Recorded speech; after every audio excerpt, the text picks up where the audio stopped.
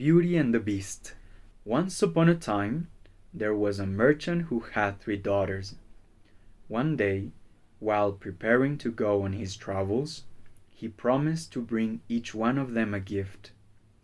Beauty, the youngest and the kindest, asked her father to bring her only a red rose, because she loved roses very much.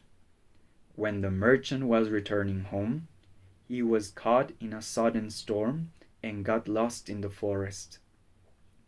He saw a huge castle, and, as the door was opened, he went inside to shelter. "Anybody home?" said the merchant, but no one responded. Nobody was there, but he noticed a huge table laid with delicious food. The merchant had been traveling for a long time and was hungry, so he sat and ate a hearty meal. After this good meal, and overcome with curiosity, he decided to visit the castle, but it was empty. As he was now very tired, he went upstairs, found magnificent rooms, and soon fell asleep on a bed in one of them. The next morning, he goes down and enters the room where he dined the night before, and finds a rich breakfast served on the table. "What a strange host!" he thinks whilst he is eating his breakfast. As he left the castle to head back home, he saw a beautiful garden full of red roses. He remembered his favorite daughter's wish, and plucked a red rose for her. Instantly, out of the rose garden sprang a horrible beast wearing splendid clothes. With a terrifying voice, the beast said, "Ungrateful man! I gave you food and shelter.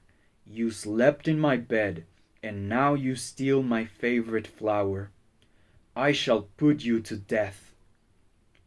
Trembling with fear, the merchant said to the beast, "Please forgive me. The rose wasn't for me. It was for my daughter Beauty. Red roses are her favorite flowers." "I shall spare your life on the condition that you bring me your daughter. She will be my prisoner," replied the beast.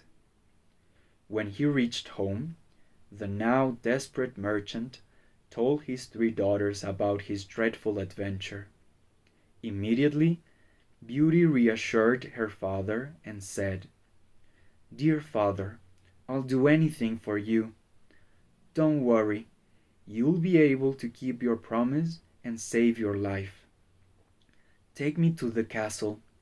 I don't mind becoming the prisoner of the beast." The merchant, very worried about his daughter, refused.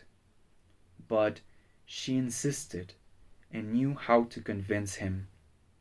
He hugged his daughter gratefully, and the next morning both took the road to the castle. The merchant and Beauty arrived at the castle. When Beauty saw the beast, her blood ran cold. But father and daughter were very surprised by the welcome they received. The beast behaved like a prince. He complimented Beauty on her courage in coming to live in the castle with him, and told the merchant never to return to the castle. He took her around the castle and showed her the bedroom she was to have. The room was splendid, filled with lots of books that Beauty liked, several bouquets of roses, and a basket containing embroidery material. At the beginning, Beauty was frightened of the beast, but as the days passed, busy reading books and sewing, she grew to like him. Indeed, he was very amicable and courteous toward her. Very often, the master of the castle sat down for many hours having conversations. Then, one day, the beast asked, "Beauty, would you be my wife?" Taken by surprise, Beauty did not know what to say. She was afraid that the Beast would become angry, but was afraid to marry someone so ugly. With a hesitant voice, she finally replied, I am very flattered, but I cannot accept. The Beast was disappointed, but not angry, and left the room. A little later, the Beast gave her a magic mirror and said, I know you miss your family. Look in the mirror and you will see them. Then, one morning, the Beast finds Beauty in tears. She explains what she saw in the mirror was not good. Her father was very sick. She begged him, Oh, how I wish I could see him before it's too late. You know you can't leave this castle, said the Beast angrily. But after a little while, being moved by Beauty's despair and tears, the Beast felt sorry for her and said, If you promise that you will return to the castle within 7 days, I'll let you go and see your father. Beauty promised faithfully and immediately left the castle. Soon, Beauty arrived at her father's house. He was overjoyed at seeing Beauty again and embraced her lovingly. In fact, the merchant was sick of immense grief. Beauty stayed beside him and took good care of him. She talked for hours, telling him that the Beast was really very good and kind. Soon, the merchant became completely well again. Beauty was so happy with her family that she completely forgot about the Beast and that 7 days had long passed. Then, one night, Beauty had a terrible dream. She dreamed that the Beast was dying and calling her in his agony. Come back to me, he pleaded. She then realized that the 7 days had long passed. That night, Beauty also remembered the promise she had made to the Beast. Beauty convinced her father that it would be all right and returned to the castle.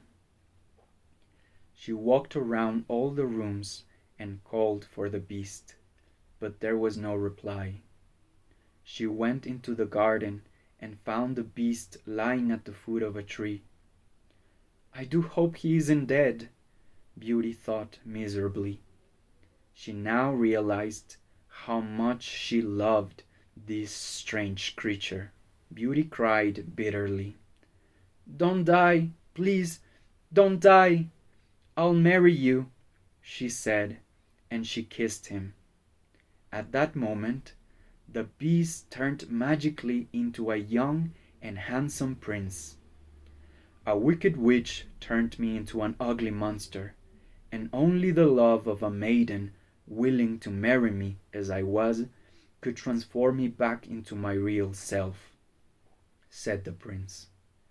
Not long afterwards, they got married and lived happily in the castle and in the garden, where the prince grew many red roses.